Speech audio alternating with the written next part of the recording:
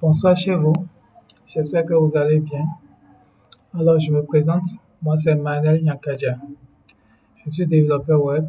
Je me suis récemment mis à la Laravel et j'ai comme idée de partager mes acquis au fur et à mesure que je suis en train de découvrir le framework. Alors, ce soir, nous allons parler de Laravel Cell.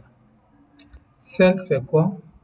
Cell, c'est un environnement de développement mis en place par Laravel qui vient avec tout ce dont vous avez besoin pour coder votre application. Donc, ça gère la base de données, ça gère les Ceridian pour ceux qui testent l'application comme ça se doit, ça gère Mailhog pour ceux qui veulent tester l'envoi de mail et tout. Donc, si nous allons faire une petite recherche rapidement, Laravel install,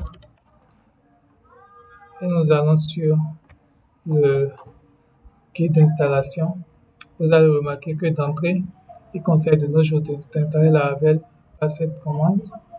Et une fois l'installation terminée, on peut déjà accéder au dossier de notre projet et lancer celle.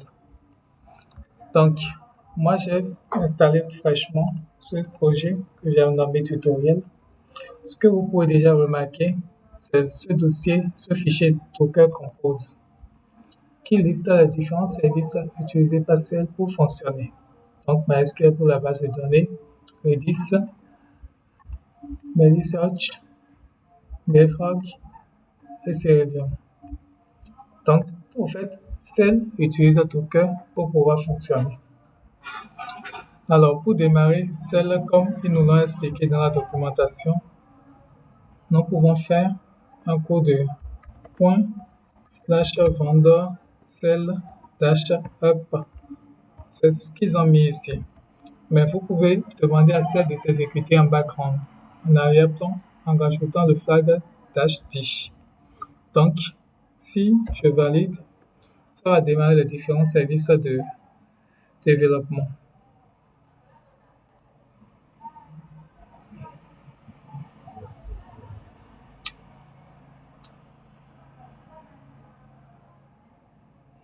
Voilà, comme c'est la première fois, moi je suis en train d'exécuter la commande, c'est en train de créer d'abord le network, les différents volumes, et après ça va créer les services, puis les démarrer.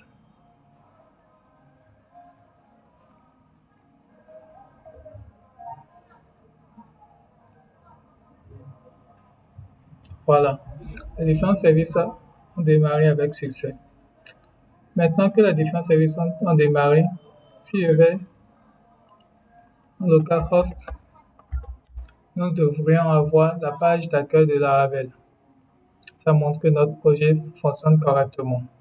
Si je viens aussi au niveau de la base de données, je peux tester l'accès à la base de données. Ceci, open, nous voyons que notre base de données est bien mise en place. Donc, quand vous utilisez Cell, vous pouvez avoir accès aux différentes commandes de Laravel en remplaçant PHP par Cell.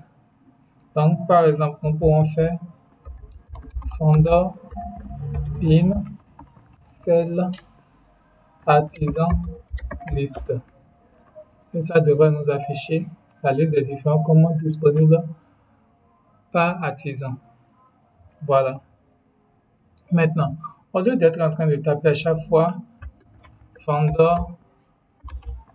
bin cell, vous pouvez simplement mettre en place une alias ou bien un alias et directement utiliser celle pour vos différentes commandes. Donc pour ça, bon, moi j'utilise WSL sur Windows. Je peux retourner à la page dans mon home et là je fais un code de vim shrc. Désolé. Alors, vous allez remarquer que j'ai déjà mis en place l'alias cell qui fait référence à l'exécutable au fait. Ce qui sous-entend que désormais, moi je peux faire un code de cell artisan list et ça va marcher aussi. Enfin, si je reviens bien entendu dans le projet, Donc, celle artisan liste.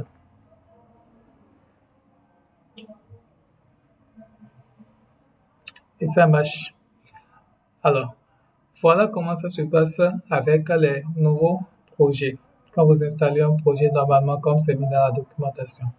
Mais si vous aviez déjà un projet existant qui n'avait pas celle, comment ça se passe? Nous allons rapidement voir comment on peut ajouter celle au projet existant et on va se dire à une prochaine fois. Pour ça, j'ai un ancien projet existant ici que je vais ouvrir rapidement. J'accède à ça par ici. Home.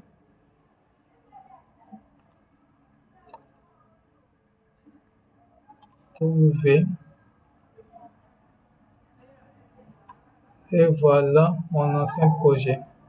Je démarre ça ici.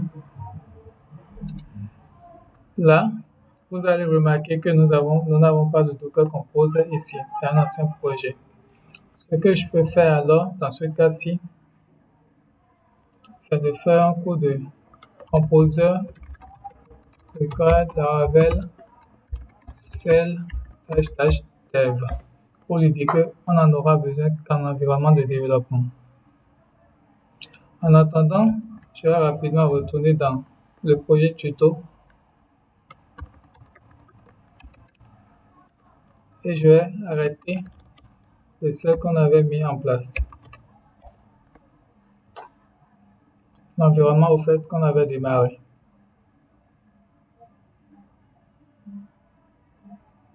Voilà, c'est en train de tout arrêter.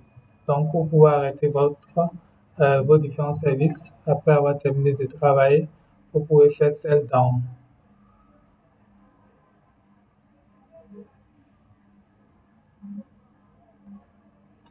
De l'autre côté ici, la commande composer a fini de mettre en place les différents fichiers dont celle a besoin pour pouvoir fonctionner. Donc, nous pouvons faire maintenant PHP artisan. Ici, il nous faut utiliser PHP vu qu'on n'a pas encore installé cell install. Ça me demande quelle base de données nous voulons utiliser. Gestionnaire de base de données nous voulons utiliser. Donc, moi, je mets 0 ici pour spécifier MySQL. Ceci étant fait, nous allons pouvoir faire maintenant cell up-t. Mais ça serait déjà que tous les services ont été arrêtés de ce côté-ci. OK. Donc, si je reviens ici maintenant, je fais cell up-t.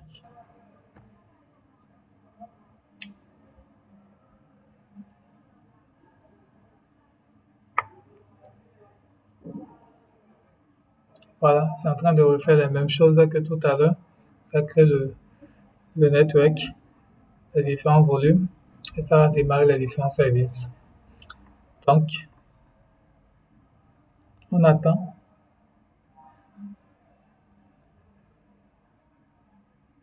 OK. Et de même, si on revient ici, on actualise, on voit que ça marche de même. Voilà, c'est tout ce que je voulais partager avec vous. Enfin, peut-être une dernière chose. Si on vient ici, on voit que notre base de données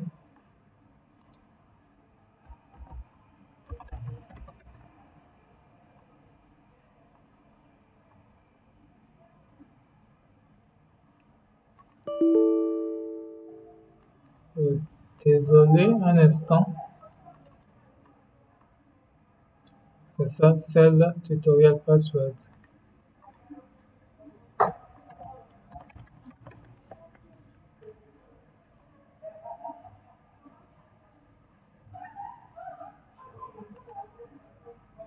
Voilà. Donc, nous voyons que notre base de données est vide. Ce que nous pouvons faire, par exemple, avec l'aide de cell, c'est de faire un coup de cell artisan migrate et on verra que ça va exécuter les différentes migrations déjà en place et générer les tables dans la base de données.